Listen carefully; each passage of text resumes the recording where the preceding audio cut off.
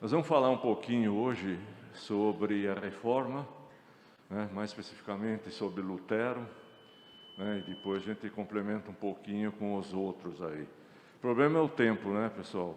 Normalmente a gente costuma falar aí sobre a Reforma, sobre Lutero, aí uns 6 domingos, então eu vou tentar resumir. Enquanto o pessoal tenta acertar, nós vamos começar, tá? Bom, Lutero, acho que todo mundo aí já ouviu falar, Não sei se tem visitantes aqui ou não. A gente fala sobre ele por quê? Porque, na verdade, nós sabemos que o que prevalecia, até então, era o catolicismo, em todo o continente europeu.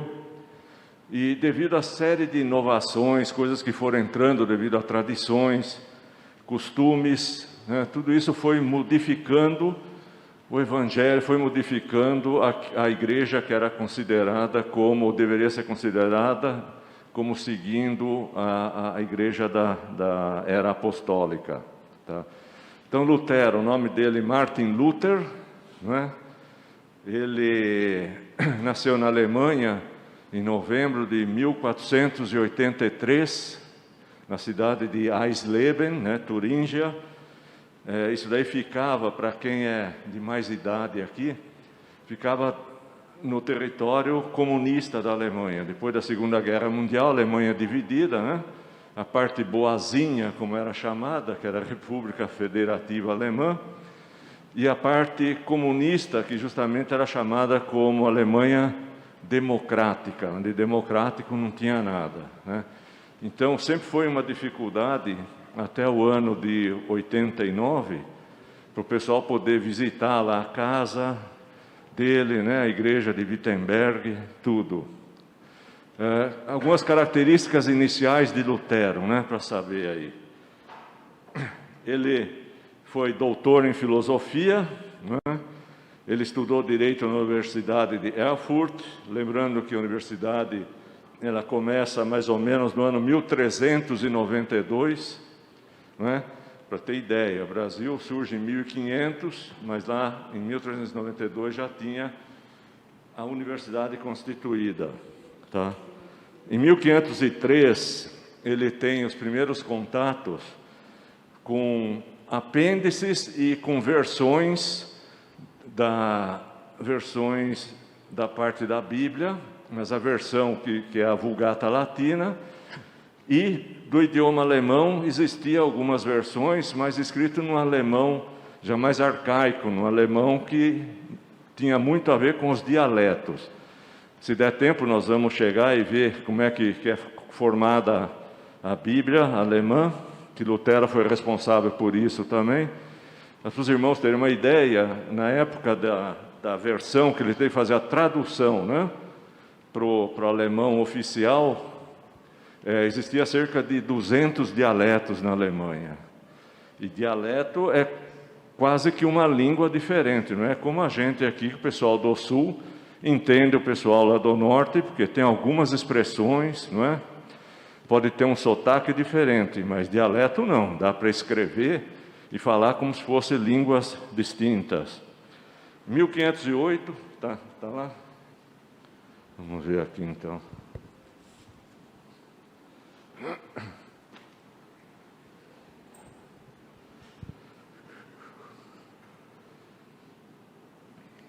Tá. Bom, a gente tem que ver então esse movimento religioso na Europa, mais especificamente Europa Central, Alemanha. Ela já causa, eu vou correr um pouco, tá, pessoal, por causa do tempo. Ela já causa o quê? Uma diferença no mundo, mas aplicada em início dentro da Europa, tá? A gente já vai ter um mundo protestante e um mundo católico. A gente vai ver o desenrolar disso. O que altera? É só observar aí e ver o nosso comportamento, Costumes, tradições, educação, cultura, intelecto, desenvolvimento, maneira de ser. As nossas atitudes mudam, Então, a gente compara e vê. Protestantismo tem uma forma de encarar salvação, de entender a mensagem bíblica, comportamento no dia a dia é diferente, né? A prática, a fé. Inovações, a gente viu que entrou uma série de inovações, aqui são apenas algumas, né? O pessoal aí da classe catecúmeno já está cansado de ver isso, mas aqui eu tenho que colocar, tá? As coisas principais que foram entrando, né? E que não tinham assim um apoio nos livros, né? Pelo menos nos livros canônicos, adotados ou entendidos como sendo obras inspiradas por Deus, tá? E surge a venda de indulgências, tá? A gente viu aqui de Apocalipse 2:4 que diz: tenho porém contra ti que abandonaste o teu primeiro amor, né? Nós mencionamos isso. E tem o texto de Efésios 2:1-10, onde ele menciona, não é, que a salvação ela tem que vir através da fé, e que a fé é um dom que é propiciado, é dado por Deus, não é um dom humano, não é um dom próprio nosso. Então, por aí, né, Lutero começa, quando ele estuda Romanos, depois Gálatas, também ele começa a perceber isso, tá? Duas coisas que Lutero ele se debatia, ele brigava, ele discutia com Deus, né? Ele se autoflagelava, se jogava no chão, gritava com Deus, porque ele fala: por mais que eu faço, eu não tenho a certeza de que minha alma está salva. Por quê? Porque a influência que tinha, e uma grande parte dessa influência que vinha, era oriunda da própria teoria do italiano Girolamo Savonarola na Itália, que foi o que iniciou um movimento de antagonismo ao papado, não é? Embora Savonarola pregasse que a salvação dependia do sacrifício, da expiação de Cristo, ele também colocava a importância da penitência, a importância da conduta pessoal, do sofrimento pessoal do ser humano, tá? Então a gente precisa entender, né? Sofrimento físico, tá? Sofrimento físico. Agora, sofrimento físico a gente tem por causa de doenças, enfermidades, não é? Mas não é algo que você provoca em si mesmo, é algo que surge, tá? Agora aí era mutilação, não é?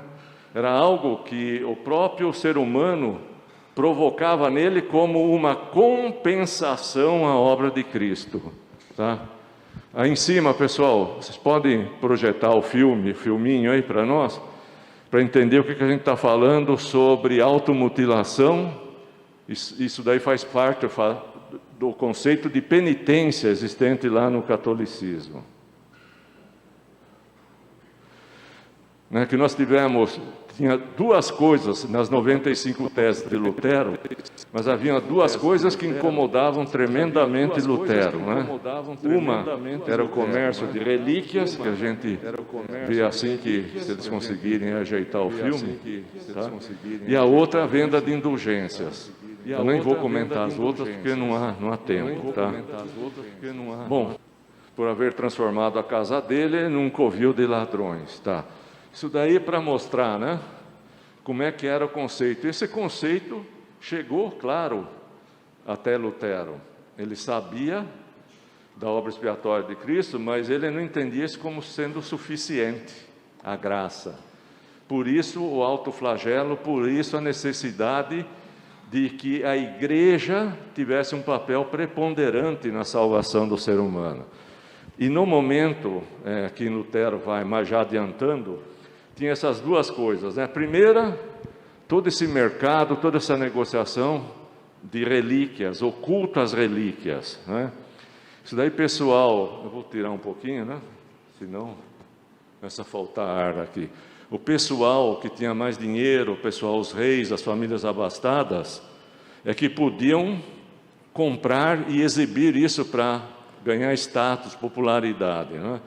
E chegou a um ponto tal, né, que Lutero se debateu e se revoltou, porque ele diz aí, olha, não era incomum aparecer até 3 cabeças de João Batista como relíquias né? 2 pés esquerdos de São Pedro, litros de leite da Virgem Maria. A gente falou até como se pudesse ordenhar, né, a Virgem Maria. Restos do maná, restos da sarça ardente, veja só, espinhos da coroa de Jesus, fragmento de osso do patriarca Isaque, vinho das bodas de Caná. E até tinha um mercador que ele vendia as suas mercadorias com um chapéuzinho, tinha uma pena, e ele dizia que essa pena foi tirada da asa do arcanjo Miguel, né? Para vocês terem ideia como é que era absurdo, né? Dentro da Alemanha, tá? Bom, Lutero, então, nós vimos isso daqui. Ele começou o estudo dele. O pai dele, o desejo é que ele se formasse em direito, né? Se tornasse um doutor nas leis. Então, primeiro ele fez os cursos normais, né? Até que, em 1505, dá a mudança de vocação, já vou adiantando, né? Ele vai para o convento da Ordem Agostiniana. 1508, interpretação da Bíblia. 1512, doutor em teologia. 1517 é quando ele vai fazer as proposições, afixar as proposições. Basicamente, foi como um movimento já de antagonismo à venda de indulgências, né? Ele fez um protesto contra esse Albrecht von Brandenburg. Alberto, não é? Era um príncipe na região de Mainz. A Alemanha era muito caracterizada por feudos, então tinha príncipes que mandavam em cada região. Por isso da existência de tantos dialetos, né? Mas isso vai auxiliar a reforma, a gente vai ver depois, tá? Se der tempo para ver tudo, né?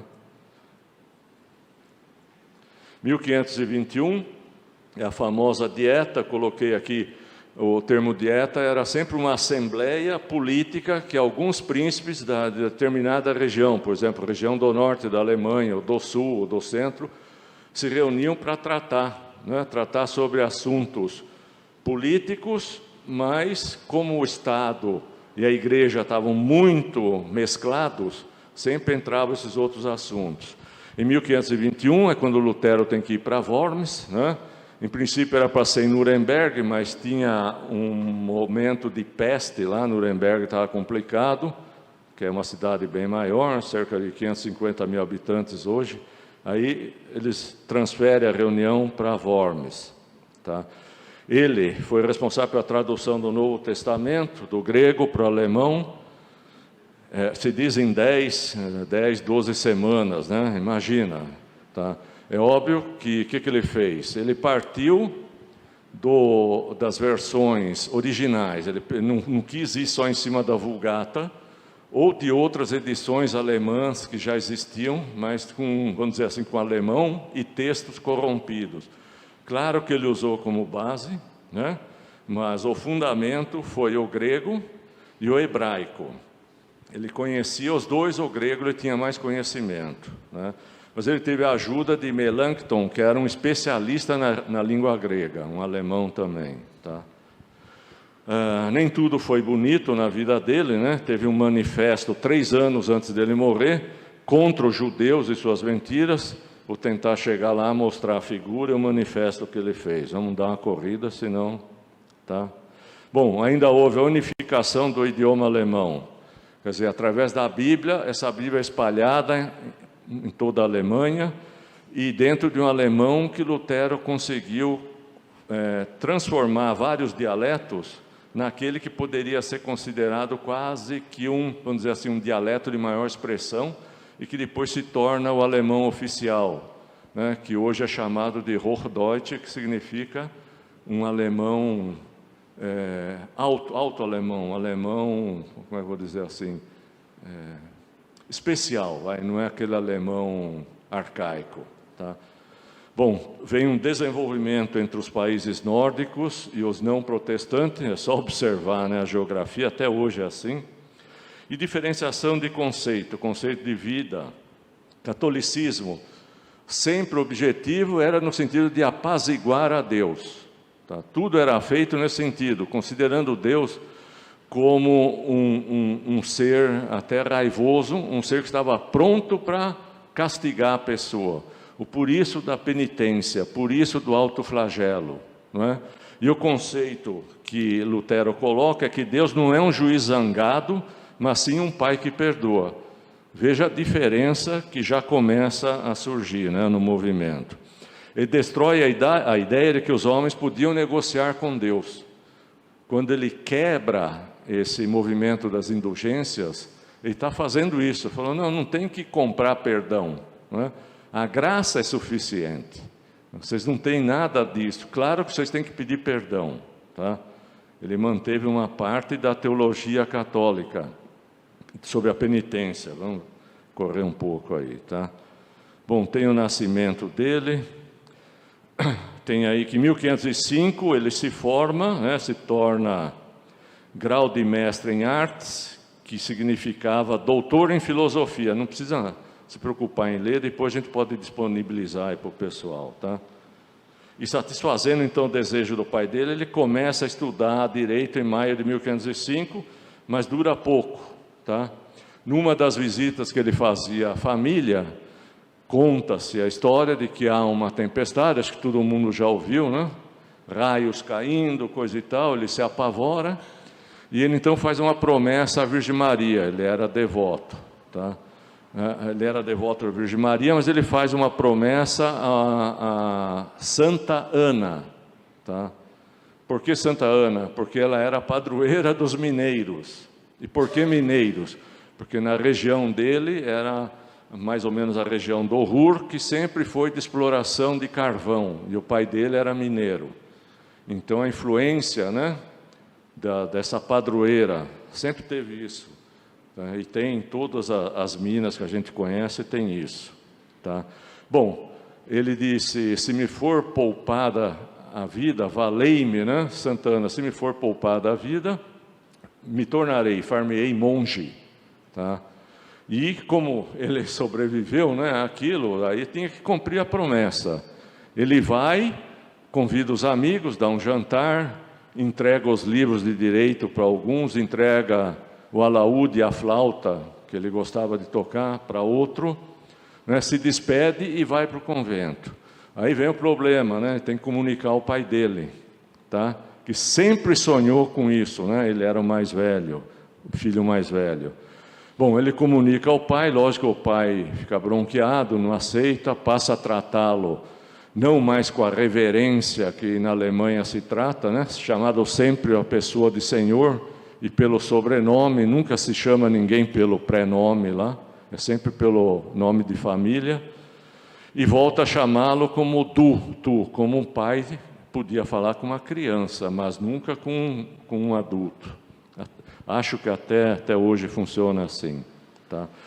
E ele se afligia, ele tinha conhecimento já da Bíblia, mas ele se afligia ainda com o problema da salvação. E dentro, para os irmãos verem como existia gente que tinha um conceito bem preciso do que é salvação, né? Dentro da Alemanha tinha gente que pensava assim, o pai espiritual de Lutero, que era um tal de Johannes Staupitz, era o chefe lá do mosteiro, uma vez viu que Lutero estava desesperado, chegou e fez essa frase que eu acho interessante, para a gente analisar como era bem conhecido, né, a teologia, o sacrifício de Cristo. Olha o que ele diz: não há arrependimento verdadeiro, senão o que começa pelo amor de Deus e da justiça. Aquilo que muitos imaginam, desculpa, é o primeiro aqui em azul.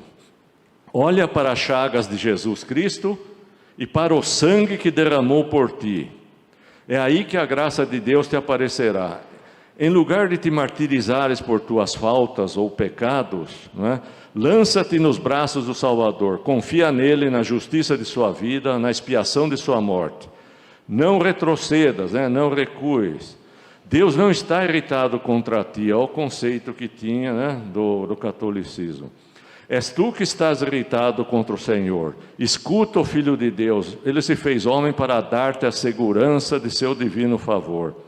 Ele te diz, és minha ovelha, ouves a minha voz, ninguém te arrancará de minha mão.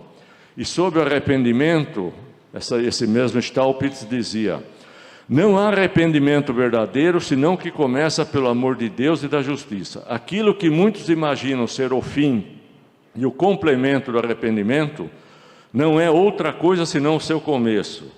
Para que enriqueças no amor ao bem, é preciso que primeiro cresças no amor a Deus. Se queres converter-te, não te entregues a todas essas macerações, mortificações, como nós vimos no trecho do filme lá, né? E nem a todos esses martírios, culpa, aflição, angústia. Ama quem primeiro te amou. Então, a gente vê, conceito, tudo era catolicismo, mas dentro da Alemanha tinha gente que já tinha uma forma de pensar diferente também da maioria dos sacerdotes na Itália, né? Tá. Em 1510, outubro de 1510, Lutero vai para a Itália, né? Ele fica 2 anos no mosteiro, né? Primeiro fazendo os serviços básicos de limpeza do mosteiro. A gente até falou na classe, limpando as celas ou os quartos dos outros padres, né? E eu sempre falo, vamos lembrar que não tinha água encanada, não tinha vaso sanitário, né? Os mais velhos aqui sempre lembravam do tempo do pinico e do urinol, né? Que os nossos avós deixavam nos quartos debaixo da cama à noite. Não tinha banheiro, não era tão comum ter banheiro dentro das casas, tá? E ele fazia esse serviço, vejam só. 2 anos depois é que ele é considerado apto a se tornar efetivamente um sacerdote, um padre. Aí então ele realiza a primeira missa, né? E na Alemanha tinha uma tradição, não creio que na Itália fosse assim, não sei. Mas quando o padre fazia a primeira missa, após a missa tinha os amigos que ele convidou e todo mundo dava uma oferta para a igreja. E o padre dançava com a mãe dele, era a tradição, tá? Aí vocês perguntam, e se não tinha mãe, se a mãe já morreu? Então, o que dizia a tradição? Ao realizar a primeira missa, se a mãe já morreu, se porventura a alma dela estivesse no purgatório, então o ato da missa já era suficiente para redimi-la do purgatório e tirá-la do purgatório, tá? Era uma tradição que se mantinha. Então, você vê, ao mesmo tempo que a gente vê o depoimento lá do pai espiritual de Lutero, falando tudo aquilo que é compatível com a verdade bíblica, tinha essas tradições que atrapalhavam, tá? Bom, mas Lutero sempre se distinguiu, né, pela inteligência, pela eloquência, facilidade com que ele pregava, fazia as coisas. Ele é escalado, né, esse mesmo Staupitz manda ele para Roma para participar de uma conferência que iam discutir assuntos ligados a essa região da Alemanha, parte religiosa. Bom, ele sai em outubro, não é, de 1510, 2 meses para chegar em Roma, fica 1 mês lá e depois 2 meses para voltar. Hoje você pega um avião aqui à noite, 10 horas da noite, quando é 11, meio-dia do dia seguinte, você já está lá em Frankfurt, né? Em Roma teve um fato que é relatado, mas não se pode afirmar que tenha acontecido. Tem essa famosa aqui escala sancta, que é a escada santa, né? Está lá na igreja de São Latrão, em Roma, né? Ela tem 28 degraus, e vocês podem ver aí o pessoal, os penitentes tinham que subir de joelho, né? Por quê? Porque cada degrau que alguém subisse de joelho tinha 9 anos de perdão, né? Isso dentro do conceito de indulgências, tá? Isso significa sacrifício, penitência, né? E até hoje a gente vê gente subindo, acho que a escada da Penha, no Rio de Janeiro, outros lugares, né? Subindo de joelho e coisa e tal, né? Então, vocês veem como a influência permaneceu. Se diz que ele subiu, porque ao chegar na metade da escada, ele ficou de pé, parou, como que contemplando alguma coisa, deu meia volta e voltou, né? Mas isso não se comprova, isso daí pode ser, né, sabe, alguma coisa a mais que foi dita. Se diz essa igreja, né, tem 2 versões, uma absurda, que diz que essa igreja teria sido do castelo de Pilatos, onde Jesus teria trafegado, passado por ela, né, subido, descido, e que ela veio voando de Jerusalém até Roma, que os anjos a trouxeram voando. A outra, que é mais crível, né, que dá mais para acreditar, é que a mãe de... Como é que era o nome? Não sei agora se é de Constantino, mas Helena era o nome dela, depois ela se torna Santa Helena por causa desse feito. Ela desmontou a escada lá em Jerusalém, né? Pacotou tudo, trouxe tudo para Roma e depois remontou a escada. O fato é que tem uma escada lá nessa igreja em São Latrão, né? Ela até há pouco tempo estava protegida por madeira para evitar o desgaste, mas imagina, tem mais de 2000 anos, né, esse degrau aí, tá? Mas até hoje serve para esse movimento de penitência, né, de sacrifício pessoal, tá? Isso daí já fazia parte da indulgência, mas vocês veem que o conceito de indulgência antes era por sacrifício físico, por orações, por doações, mas não por venda, né? Vai chegar exato. Vai chegar um tempo na Alemanha que a indulgência ela passa a ser concedida, mas através também de pagamento, tá? Aí que vai trazer toda a consequência, né? Tá. Bom, Lutero, ele se forma, né? Se forma inclusive doutor em teologia. Daí, estudando Romanos, todo mundo sabe, né? O texto lá, Romanos 1,17, que falou: justo viverá pela fé, né? Daí ele realmente é despertado, né, para a realidade da salvação, tá? Em Romanos 12:1, tem lá que a gente tem que apresentar os nossos corpos vivos, não é? De forma o quê? Para prestar um culto racional. Ele não fala que é para você se mutilar, se macerar, tá? Eu estou passando sem ler porque não dá tempo mesmo, tá? E Lutero, ele percebe e passa a dizer o seguinte: ele tem já o conceito de que Cristo fez o que ao pecador teria sido impossível fazer com suas penitências pessoais, né?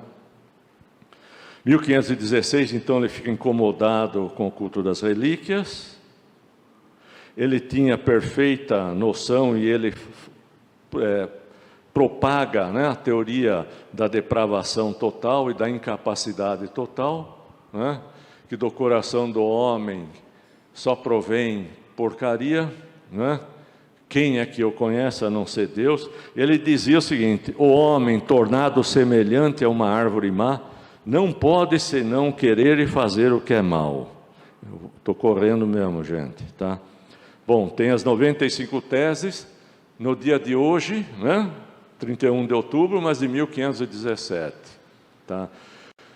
Ressaltando, esse daqui é o dia que se comemora como o dia da Reforma, tá?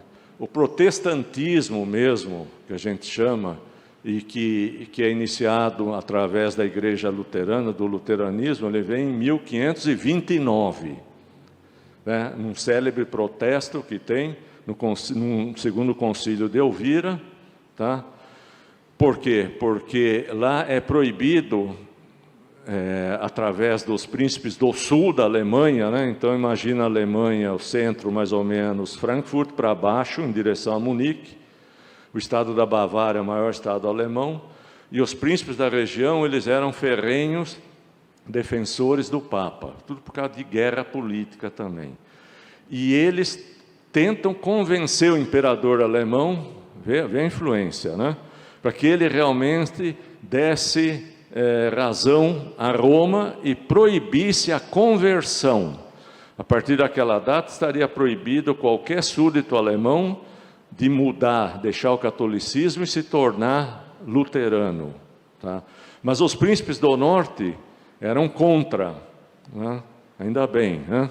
Então esses é que vão dar sustentação para a reforma, e eles entregam para o imperador um protesto. O imperador também não queria uma guerra dentro da Alemanha por causa disso, já tinha tanto problema social, agora vamos porque é católico, é protestante. Então é um protesto, não é? E desse protesto surge o nome protestante, tá? Essa é a origem, 1529. Bom, adiantei aí, né? Bom, começa a venda de indulgências na Alemanha, e tinha um ditado comum na Alemanha, que dizia assim, né? Quando Roma se aproxima, trata bem de apertar os cordões de sua bolsa, ou seja, da sua carteira. Naquele tempo não tinha carteira, era a bolsa. Por quê? Porque sabia que os caras iam para sacar. A gente não fala isso, né, simplesmente para degradar, o catolicismo não é nada, é simplesmente a história e fatos que são relatados, que eu tenho que colocar aqui, né? Tinha toda uma pompa quando chegava nas cidades, né? Não dá tanto para falar, mas a Alemanha teve um cara que também era um bispo, doutor em teologia também, chamado Hans Tetzel, que foi oponente de Lutero, e esse cara que passou a fazer toda a prática de indulgências, né? Então a gente fez aqui um apanhado do que o cara falava. Ele dizia o seguinte: a graça de Deus e do Santo Padre estão diante de vossas portas, né? Ele dizia: eu não trocaria os meus privilégios pelos que São Pedro tem no céu. Ele dizia, porque ele, Tetzel, né, tenho salvado mais almas com as minhas indulgências do que São Pedro com os seus discursos ou seus sermões. Veja onde chegava o fulano, né? Ele ressaltava o valor das indulgências sobre os passados pecados, presentes e futuros, bem como sobre as penas do purgatório. Aqui eu tenho que falar um pouquinho. O que é indulgência? Não sei se todo mundo sabe, mas é a definição clássica como remissão, né, dos pecados ou das faltas perdoadas, né? Remissão significa o que? O arrependimento, tá? Então, da onde vem essa teoria toda da indulgência, de você comprar o perdão pelos seus pecados, né? Ela vem do quê? De uma teologia sacerdotal, tá? Onde tudo ficou nas mãos da igreja. A salvação da alma tinha que ser conduzida através da igreja, através dos seus sacerdotes, bispos, cardeais, o próprio Papa. Então a salvação dos fiéis estava totalmente dependente da igreja. Ao longo do tempo se transformou nisso, tá? E a indulgência começou a ter que vender. Onde que se aplica a indulgência?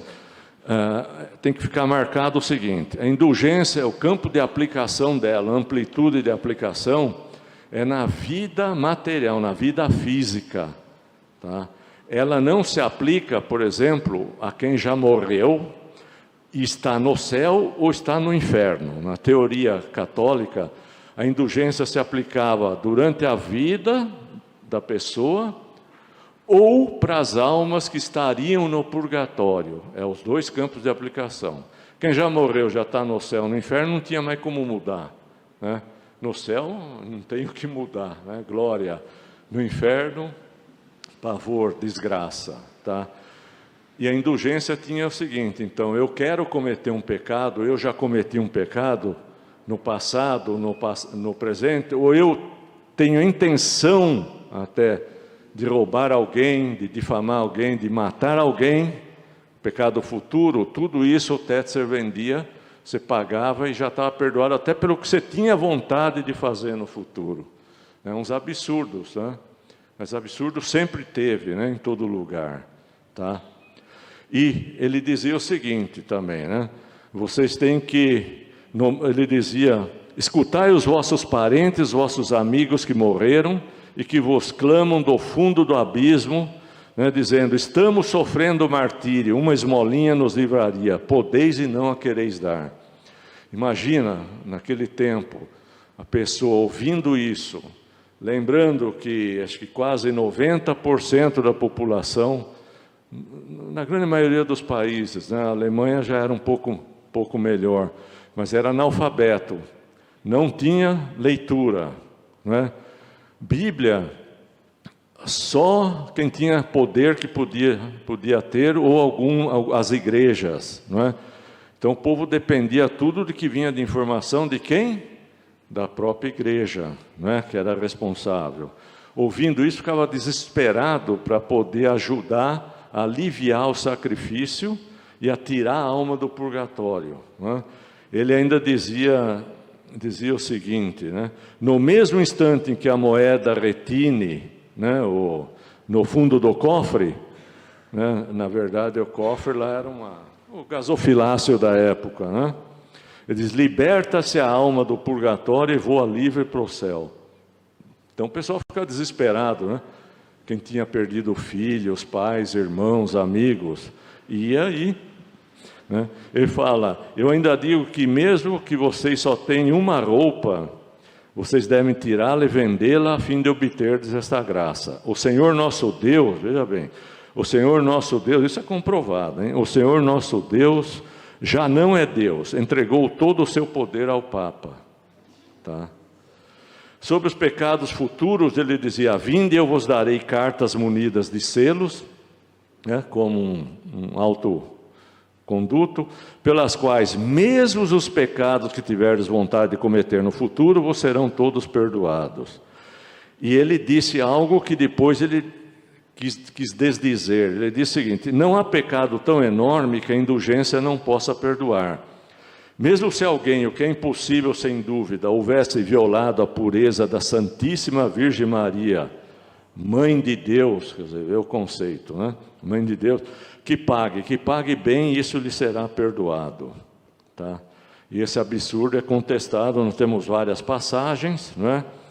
Depois os irmãos podem ler aí, principalmente Gálatas 2,16, tá? Eu não sei como é que está a hora aí, mas quando avançar, bom, são 11 horas já. Tinha preço pelos pecados, né? Olha aí, gente, na Alemanha, poligamia 6 ducados, imagina aí, 6 euros, vai. Perjúrio e roubo, 9 ducados, homicídio, 8, quer dizer, um assassinato era mais barato do que um falso testemunho, um roubo. Feitiçaria só 2, né? Baratinho, né? Na Suíça, outro vendedor de indulgências, que era o Bernardo Sansão, veja só, ele cobrava por um parricídio, matar o pai, né? O fratricídio, matar o irmão, apenas 1 ducado. Era barato lá, né? Para você se livrar dos herdeiros, né? Quando tem alguma coisa. E isso daí trouxe confusão, porque tanto Lutero quanto os outros padres, quando ouviam a confissão dos fiéis, aí tinha que aplicar a penitência, né? Os caras falavam, mas eu já paguei, já fiz o pagamento, já comprei a indulgência, e daí desmoralizava ainda mais os padres, tá? Essa indulgência, ela se baseia no sacramento da penitência, né, da teologia católica. O que é penitência? São três fases. Primeiro que eles chama contritio cordis, cordis de coração, contritio de aperto, né? Contrição. Significa o quê? Um coração compungido, um coração em sofrimento, arrependimento. Até aí, válido. Não existe perdão de pecado sem arrependimento. Segunda fase, que mais precisa? Tal de confessio oris, né? Confissão oral. Aí, confissão oral, mas para quem? Você pode fazer confissão oral hoje, direto para o Pai, através da intercessão de Jesus. Mas lá não, tinha que ser através de algum representante, o ministro da igreja. Então aí já começou a entrar em choque. E a terceira fase, que é o tal de satisfação, não é? Quando era a pena imposta, né? Eu lembro quando eu ia me confessar, né, aqui no Colégio Divino Salvador, tá? Que eu venho também da parte católica, né? Daí o padre impunha, falava, bom, pelos seus pecados você vai lá e reza 50 Padre Nosso, 50 Ave Maria e 10 atos de contrição. E tinha alguns outros atos de contrição, de arrependimento, tá? Mas naquele tempo, além disso, o cara tinha que participar de locais de peregrinação, procissões, todos os trabalhos da igreja, doação para quem necessitasse e também para alívio do sacrifício no purgatório das almas, para aliviar isso, tá? E aí começa através da venda de indulgências. Tudo isso fazia parte dessa satisfação, tá? Deixa eu ver, o que mais? Tá. Bom, em 6 de março de 1521, ele é chamado para comparecer à presença Carlos V, em 28 de março desse mês, era uma quinta-feira, para vocês terem ideia, né? Toda quinta-feira santa, tá? O Papa chamava, punha os cardeais do lado lá, e ele lançava ou fazia menção ao que eles chamavam de a bênção, a bula das maldições. Então é quando ele amaldiçoava todos os hereges, tá? O que ele fez aí?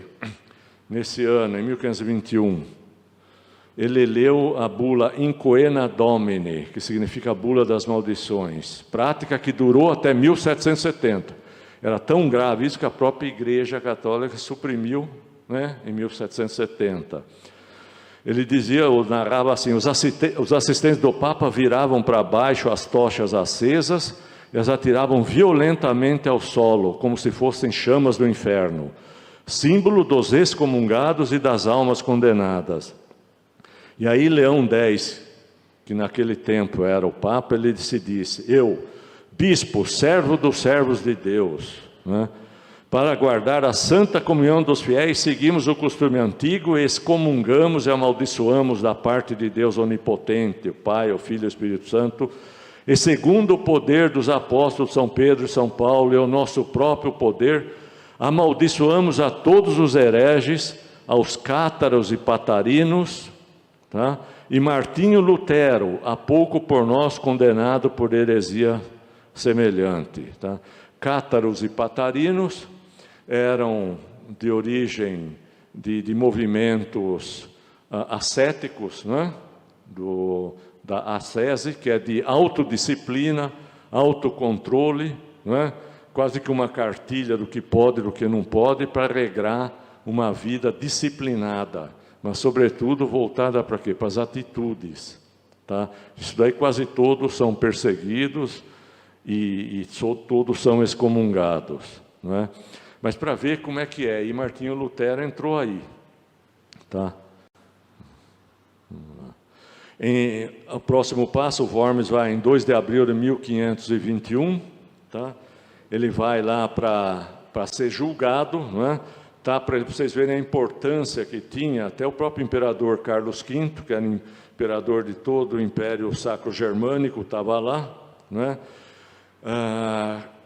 O julgamento é falado sempre em duas línguas, latim e alemão, porque mesmo sendo imperador da Alemanha, né, ele não entendia muito bem, não se expressava muito bem em alemão, porque a mãe dele era espanhola, então ele sempre, por influência materna, ele se dava melhor com os espanhóis do que com o lado alemão. Então é falado e vem as perguntas, né? Então, primeiro em latim, depois em alemão, perguntaram para ele, Martinho Lutero, sua santa e invencível majestade imperial, imperador, citou-te diante do seu trono, segundo o parecer e conselho dos estados do Império Romano, a fim de interrogar-te sobre duas questões. E apontando um monte de livros sobre a mesma, falou, reconhece que esses livros, aí disse que tinha livros devocionais e outras matérias, reconhece que eles foram escritos por ti. Em segundo lugar, estás pronto a retratar-te do que neles escrevestes, ou persistes no seu modo de pensar? Então, Lutero, primeiro em latim e depois em alemão, lhe respondeu. Quanto à primeira interrogação, ele disse, acrescentou que ainda maior número escrevera do que estava lá. Quanto à segunda, atendendo à sua complexidade, ele pediu um prazo a mais para poder pensar. Ele é levado à pousada, não é? E lá tem uma oração, pelo menos está registrada aí nos livros na Alemanha tem. Ele diz, Deus eterno, eu não sei se alguém já viu isso aí ou não, Deus eterno, onipotente, quão terrível é o mundo, como abre a sua boca para me sorver, quão fraca a minha confiança em ti. Veja só. Tá? Assiste-me contra toda a sabedoria do mundo. Não é minha obra, mas sim tua. Quisera eu passar dias felizes e tranquilos, mas a causa é tua. Vem em meu socorro, Deus fiel. Não escutas, ó meu Deus, estás morto. É que a tradução vem do alemão, então as palavras nem sempre dão um bom sentido, né? Não, tal não poderá ser. Não mostras o teu rosto simplesmente. Escolheste-me bem, eu sei, para essa obra. Ele tinha plena consciência da função dele. Fica ao meu lado pelo teu amado Filho Jesus Cristo, meu escudo e fortaleza minha. Depois eu até compõe o hino, aquele Castelo Forte. E ainda que estivesse o mundo cheio de demônios, quando o meu corpo, obra de tuas mãos, tiver que morder o pó, minha alma é tua. Amém. Ó Deus, ajuda-me, pertence-te e ficará eternamente ao pé de ti. Aí vem o discurso dele, não sei se vai dar tempo, mas ele diz que não é bom, quando pediram para que ele se retratasse, ele disse, eu não vou e não posso me retratar de coisa alguma, porque não é bom para o cristão ir contra a sua própria consciência. É meio grande o que ele fala, então uma outra hora eu posso pôr aqui para vocês podem acompanhar depois. Bom, daí ele é aquela balbúrdia, Uns já queriam prendê-lo, coisa e tal, mas os príncipes do norte, pessoal de apoio, já tinha preparado um salvo-conduto para ele, que valia lá por uns 3 dias. Isso impedia que já o levassem preso direto. É como se fosse a segunda instância aqui que valia, depois não valeu mais, Aí se cancelou a prisão de vários caras aí. Mas o que fizeram? Nesses 3 dias, tinha a turma falando, não, mas fica aí, descansa. Mas outros falaram, não, se ficar aqui, vence o prazo, a turma vai. Então deram um jeito de tirá-lo de Worms. E durante a saída, acontece um fato, que vem um pessoal mascarado a cavalo e fazem como um rapto de Lutero. Então, poucas pessoas sabiam da destinação de Lutero, isso para preservá-lo, para que ele não fosse envenenado, para que ele não fosse perseguido. E levam ele para Wartburg, que é um castelo. Ele fica lá cerca de 1 ano, vivendo assim, sem que ninguém soubesse exatamente. Dentro do castelo ninguém sabia o que ele era, achavam que ele era um cavaleiro da era medieval, o chamavam de cavaleiro Georg, Pediram ele para ele deixar, ele deixou a barba crescer, andava de espada, aquelas roupas mesmo de cavaleiro medieval. Ele fica um tempo, mas ele começa a adoecer, fica angustiado, porque é um cara muito dinâmico. Daí ele fala, chega, e ele começa a fazer a tradução do Novo Testamento. Enquanto ele está lá, ele produz também essas famosas que estão as ruas, em alemão, essa Kirchenpostille, que eram como sermões apostilados, que ele mandava para Wittenberg. E a turma fala, mas o cara está sumido, ele deve ter sido morto, raptado, e está chegando coisas escritas, e era tão bem escrita, que isso se torna o padrão da prédica protestante. E eram sermões já preparados para serem utilizados nos domingos e feriados. Tudo isso ele faz ao mesmo tempo, um pouco nesse meio tempo, em dezembro ele começa a tradução do Novo Testamento, vai até fevereiro de 1522.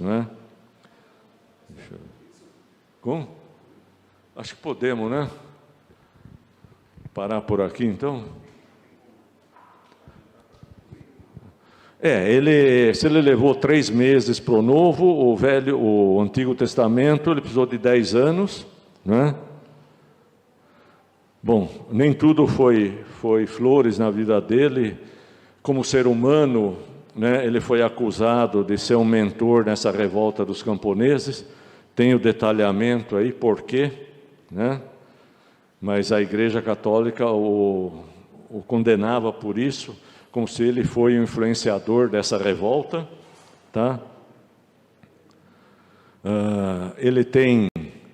Ele casa também, tem as várias coisas que ele faz com que abandona. Ele casa com essa Catarina Fombora, tem 6 filhos, fica 21 anos casado com ela. Ela era freira, ela foge com outras 8 freiras do convento, porque a hora que estourou tudo isso, se cercou, ninguém podia estar entrando ou saindo de convento. Como é que as freiras saíram? Elas saíram todas dentro de barris de cerveja. que tinha o cervejeiro da região que abastecia o convento, né? E tirou-os de lá. Daí Lutero está preocupado, o que nós vamos fazer com as freiras? Elas precisam de sustento. Então aí entre eles mesmo começaram a arranjar os casamentos, tá? Lutero ficou meio relutante, apresentou 2 caras para Catarina, ela não gostou de nenhum dos 2, e ela se abriu e falou, olha, eu só poderia aceitar eventualmente fulano de tal, ou então o senhor como meu marido. E aí ele casou, tá? Para vocês verem. Só mais uma coisa. Bom, ele foi organizando a igreja, tem um monte de coisa aí, mas uma coisa importante que nós vimos hoje, né, no batizado, ele aboliu o uso do sal, do óleo, durante o batismo, mas também o uso da saliva, para vocês terem uma ideia. Imagina hoje com a pandemia. Era costume o sacerdote pegar a saliva, passar na narina e nos ouvidos do bebê, né? Daí ele dizia a palavra efeta, que significa abre-te, né? Passava a saliva e falava, abre-te para respirar o perfume de Cristo, né? E tu, ó diabo, foge, né? Porque o dia do juízo está próximo. Então, toda essa prática, todo esse costume foi retirado, tá? Uma coisa que prejudicou muito a Lutero foi isso daqui. Deixa eu ver. Essa é a igreja em Wittenberg, tá? Deixa eu ver como é que... Deixa eu ver isso daqui. Como é que faz?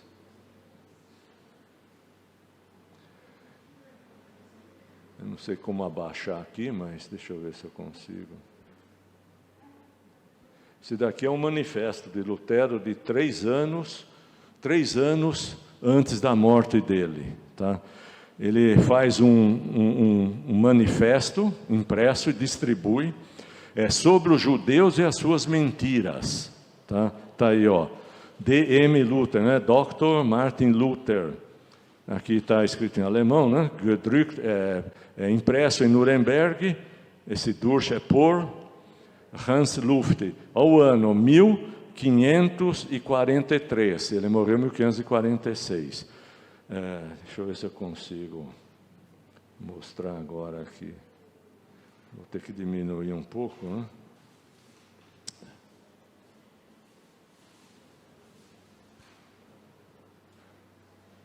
Está vendo a figura aí? É a figura de um rabino que ele pôs nesse manifesto e pôs como a fisionomia de um rato. E rato era sempre algo desprezível, detestável, né? Por causa das doenças e coisa e tal.